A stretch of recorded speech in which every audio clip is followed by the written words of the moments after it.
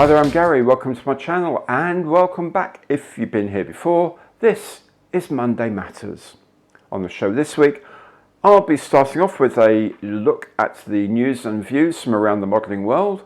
I'll have a quick look at what I've been up to with On the Bench, and of course I'll be announcing this week's kit of the week. Now all of these bits come as chapters, so you can hop backwards and forwards as your heart desires. If you enjoy the show, and I hope you do, please remember the imperial thumbs up with the like button down there. Do subscribe to the channel if you haven't done so already. The little logo down there in the bottom right is your friend for doing that. And of course, if you like, you can go through any of my partner programs to give a bit more concrete support to the channel. Anyway, let's get on now and have a look at the news of the week.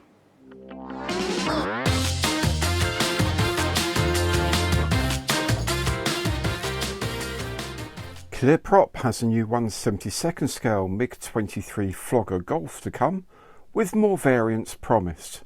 Good to see a new tool of this Cold War classic. Out of the Box Models has announced a new Yak 9D in 1/72nd, soon to be followed by a Yak 9P and a Yak 9T. With only the A model kit currently available in 1/72nd, this is probably a good time to be releasing one. Of course, if you really like a Yak 9, then the new 1/32nd scale set from ICM must be appealing. ICM is also starting deliveries of their dual kit tie-in to the movie The English Patient, with the 2020 toolings of the Tiger Moth and Boeing Stearman. Both are excellent kits in 1/32nd scale. ICM is also releasing the recent OV-10 Bronco and AH-1 Cobra as a forward base combo with figures for pilots and ground personnel. Got to be a big diorama, that one. An amusing hobby has this appealing ME262 HD3 in 1/48th scale, what the ME262 could have evolved into had the war lasted, with a swept wing and engines buried in the wing roots. Model Collect has added to its range of cruise missiles with this AGM 109 in 1/72nd scale, just 18 pieces for a model about 7.5 centimetres long. I hope the price is sensible. I did get excited when I saw a load of Airfix gift sets being reintroduced with modified product codes. Often this means new decals, but instead it means new packaging with the paints, brush and glue inside the box instead of on a plastic blister. Good for the old environment, I suppose, and makes them easier to pack together. Trumpeter has this new 1/35th scale kit of the Iron Dome defence system, something Magic Factory has also just released in the same scale. Obviously there's something about missile defences in the air at the moment. Attack Kits has this new 1/72nd scale kit of the Humber armoured car. This really must be quite tiny. Likewise, retro kits to Egg models, a Kubelwagen and a Willys Jeep. No idea what kind of size these are, but they do join a huge range of Egg scale AFVs. Revell has released its kit of the PT-160 Torpedo Patrol Boat in 1/72nd scale. This is a reworking of their 2018 kit of the famous PT-109 with some new parts. Black Dog models can also help you out with some crew figures.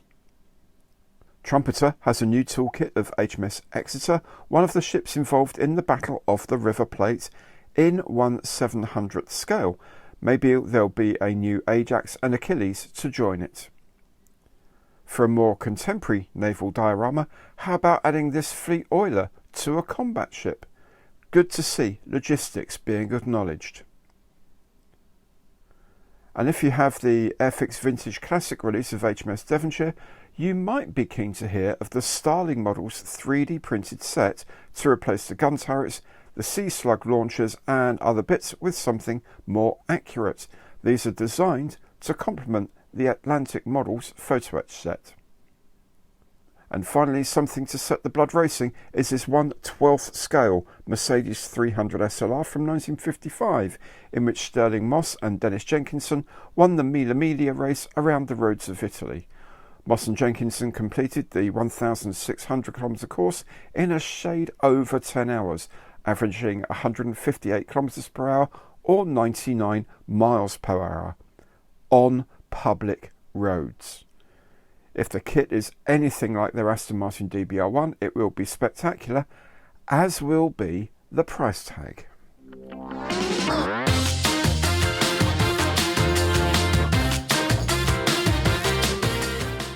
On the bench this week has been the outstanding new 1/48 scale Blackburn Buccaneer from Airfix. This was a really good kit to build. For something as complex as this, the pieces went together remarkably well. A superb engineering effort with very good detail and plenty of build options.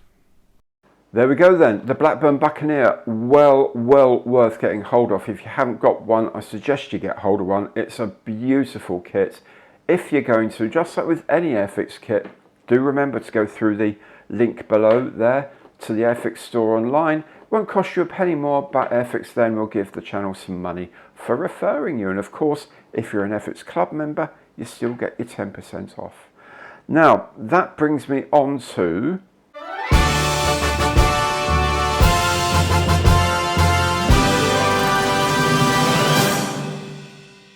the kit of the week, which again is Airfix. I will break the cycle eventually, but I can't ignore this. It's been such a long time coming.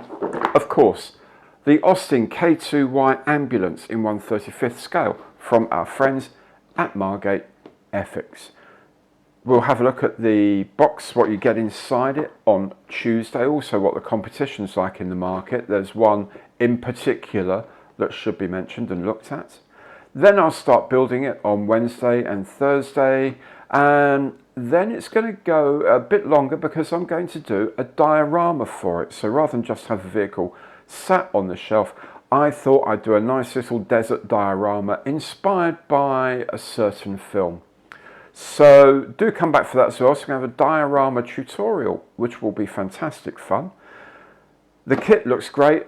I think it'll make a nice model. And let's see how we go. So do please keep coming back for that. If you haven't done so already, remember to subscribe to the channel. Click that link down there in the bottom right and set notifications on. Then you'll see all the new videos as they arrive.